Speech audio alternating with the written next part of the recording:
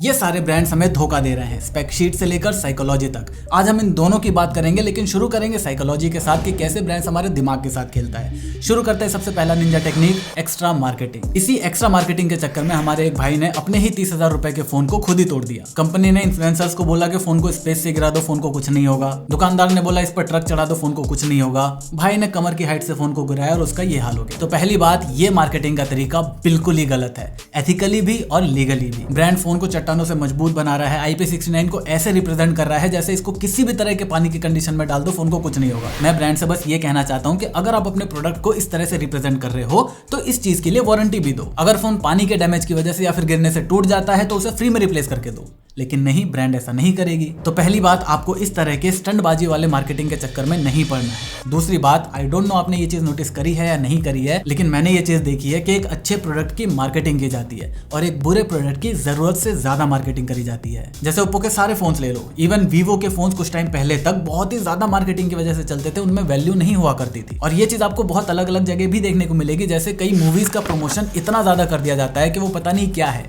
और देखने पे पता चलता है कि वो क्या है। इसी तरह कुछ मूवीज आ भी जाती हैं और हमें पता भी नहीं चलता, कोई और हमें बताता है कि ये मूवी बहुत अच्छी है। और इस चीज का डेटा कलेक्शन भी करा गया है जो ये बताता है कि अच्छे प्रोडक्ट को वर्ड ऑफ माउथ के थ्रू ज्यादा प्रमोशन और ज्यादा बिक्री मिलती है इन कंपैरिजन टू मार्केटिंग। इसीलिए जब भी आपको किसी भी प्रोडक्ट की जरूरत से ज्यादा मार्केटिंग होती हुई दिखे, तब ये आपके लिए एक सिग्नल होना चाहिए कि रुक जाओ, पहले उस प्रोडक्ट को तसल्ली से देख लो, कैसा है, उसके 20 दिन के रिव्यूज देख लो और उसके बाद अपना जजमेंट करना कि आपको वो फोन लेना है या नहीं लेना। क्योंकि जो भी एक्स्ट्रा मार्केटिंग कर रहा है वो ये नहीं चाहता कि आप अपना टाइम लो और एनालाइज करके फोन को लो, क्योंकि एनालाइज करने पे तो वो फोन रिजेक्ट होने ही वाला है। इसीलिए वो अलग अलग तरीके से हमारे दिमाग में एक फोमो क्रिएट करने की कोशिश करते हैं, जो हमारा नेक्स्ट पॉइंट है। लेकिन उसे बताने से पहले मैं आपको एक टूल के बारे में बताना चाहता हूँ। ये है Odoo, जो एक open source business apps management tool है। सिर्फ इस एक टूल से आप अपने पूरे बिजनेस को मैनेज कर सकते हो, चाहे आपको वेबसाइट बनानी हो, सेल्स मैनेज करना हो, इन्वेंटरी संभालनी हो या CRM में लीड्स मैनेज करना हो। Odoo की हेल्प से आप ये सारे काम बहुत ही अच्छे से और एफिशिएंटली तरीके से मैनेज कर पाओगे। यहाँ पर आपको 70 से ज्यादा ऐप्स मिल जाते हैं जो आपके बिजनेस को एफिशिएंटली मैनेज करने में हेल्प करेंगे। In addition they have over 10 million plus customers, जिन्होंने सिर्फ और सिर्फ Odoo की मदद से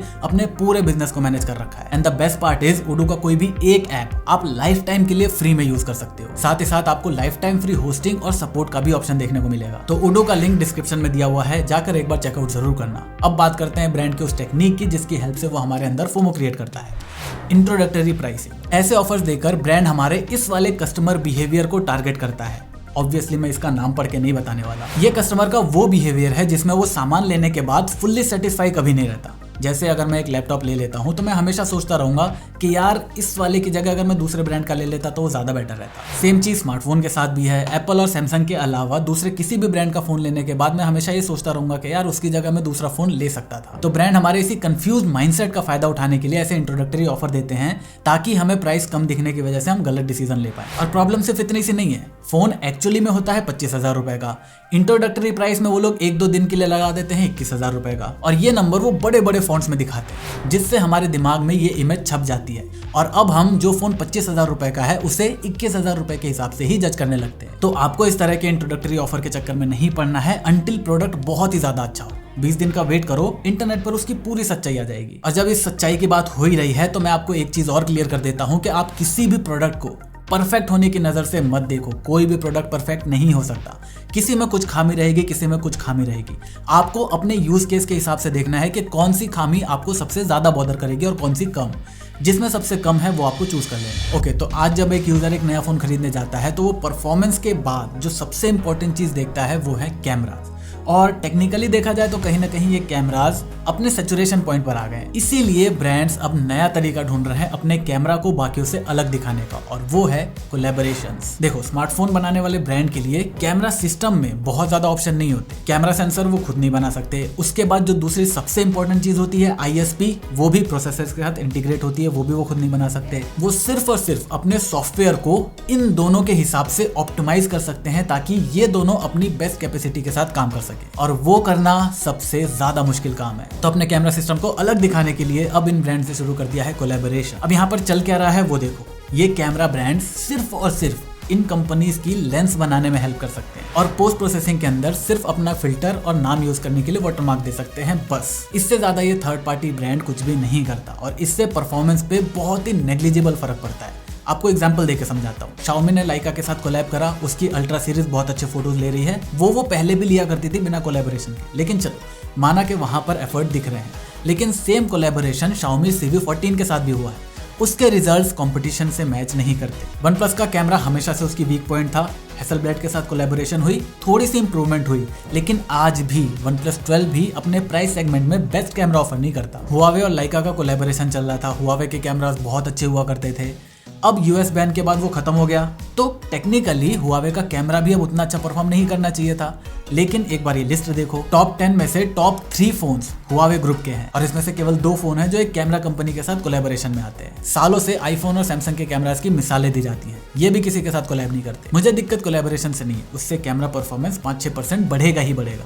मुझे दिक्कत है कि इस 5-6% की बढ़ोतरी के लिए हमें जो 15-20-25% का प्राइस हाइक मिलता है उससे। अब OnePlus ने हैसलब्लेड को $150 मिलियन दिए हैं, तो वो अपनी जेब से तो भरेगा नहीं ना, हमसे ही वसूलेगा। वसूलने से याद आया, आजकल एक बड़ी तगड़ी चीज ट्रेंड में चल रही है, वो है क्रेडिट कार्ड। 30,000 रुपए महीना कमाने वाला 1 लाख रुपए का फोन लेके घूम रहा है, जो सिर्फ 2 सालों से चलाएगा। आज इंडिया में 70% लोग आईफोन्स EMI पर ले रहे हैं। सारे के सारे बैंक्स चाहते हैं कि आप अपनी औकात और जरूरत से ज्यादा पैसे खर्च करो। इसीलिए कई बार आपको ऐसे ऑफर देखने को मिलेंगे जहां पर आपको 2-3 हजार रुपए का डिस्काउंट सिर्फ और सिर्फ EMI पर मिल रहा होगा। बिना EMI के आप ट्रांजेक्शन करोगे तो आपको कोई डिस्काउंट नहीं मिलेगा। ऐसा इसलिए किया जाता है ताकि आप EMI से कंफर्टेबल हो जाए, आपको बार बार आदत पड़े EMI में चीजें लेने की। अब देखो, क्रेडिट कार्ड कोई बुरी चीज नहीं है, अगर आप इसको अच्छे से यूज करोगे तो इससे अच्छी कोई चीज ही नहीं है। लेकिन इंडिया में मुझे नहीं लगता 10% लोग भी ऐसे हैं जो अपने क्रेडिट कार्ड का यूज अच्छे से करते हैं। चलो प्रॉब्लम पता चल गई, सॉल्यूशन बता देता हूँ, बहुत ही सिंपल सा है। आपको सिर्फ एक रूल याद रखना है, कभी भी कितना भी बड़ा फोन हो आपको EMI पे नहीं लेना। अगर आपको कोई ऑफर सिर्फ EMI ट्रांजैक्शन पर ही मिल रहा है तो EMI करवा लो,